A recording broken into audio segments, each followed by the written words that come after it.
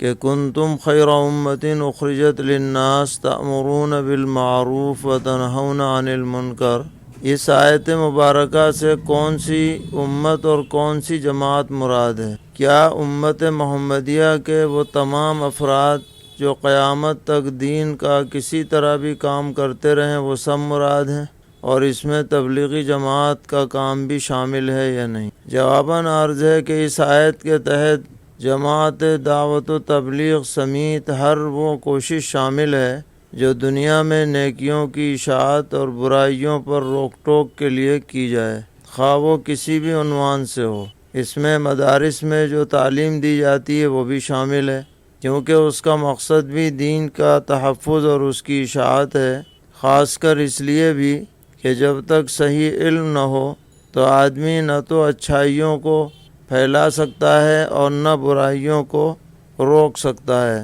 ان دونوں کاموں کے لیے پہلے صحیح علم ضروری ہے، جس سے پتہ چلے گا کہ کیا چیز صحیح ہے کیا چیز غلط ہے۔ تو الغرض کنتم خیر امۃ اخرجت للناس، کہ تم سب سے بہترین امت ہو اور تمہیں دنیا والوں کے فائدے کے لیے بھیجا گیا ہے، اور تمہارا کام یہ ہے کہ معروف کا حکم کرو اور برائیوں سے منع کرو۔ یہ جماعت اور افراد سے اوپر اٹھ کر کے ایک وسیع مفہوم اپنے اندر رکھتا ہے، اور ہر شخص جو دین کی محنت کرے اور اپنی صلاحیتوں کو اشاعت دین پر لگا دے وہ سب اس کا مصداق ہے۔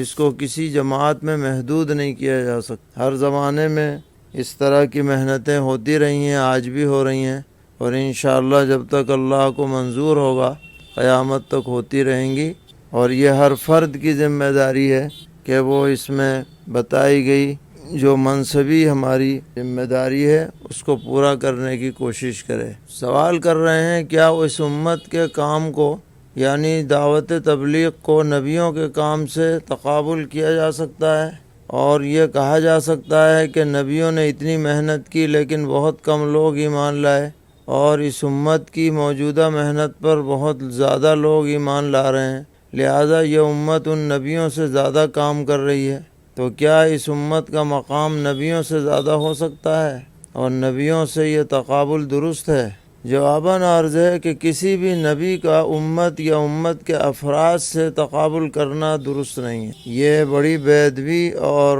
گستاخی کی بات ہے۔ ہر نبی نے اپنے زمانے میں اللہ تعالیٰ کی عطا کردہ ذمہ داریوں کو پوری طرح حسن و خوبی سے انجام دیا، اور اس میں کوئی کمی نہیں، چاہے ان پر چند افراد ایمان لائے ہوں یا بہت سے افراد ایمان لائے ہوں، اس میں ان کی کوئی کمی نہیں سمجھی جائے گی، اور نہ ان سے اس بارے میں کوئی سوال ہوگا کہ تم پر اتنے کم لوگ کیوں ایمان لائے، کیونکہ یہ قصور تو ایمان نہ لانے والوں کا ہے، ان کی محنت کا قصور نہیں ہے، ان کی فکروں کا قصور نہیں۔ اس لیے یہ جو تعبیر سوال میں پیش کی گئی ہے کہ ہماری محنت سے زیادہ لوگ ایمان لا رہے ہیں تو ہم افضل ہیں، یا ہماری حیثیت نعوذ باللہ نبیوں سے یا کسی نبی سے بڑھی ہوئی ہے، یہ نہایت یہ کہا جائے کہ نادانستگی کی بات ہے اور غلو کی بات ہے۔ ایسی باتوں سے پوری احتیاط کرنی چاہیے۔ ہر نبی کا جو مقام ہے امت کے افراد اس کے مقام تک نہیں پہنچ سکتے۔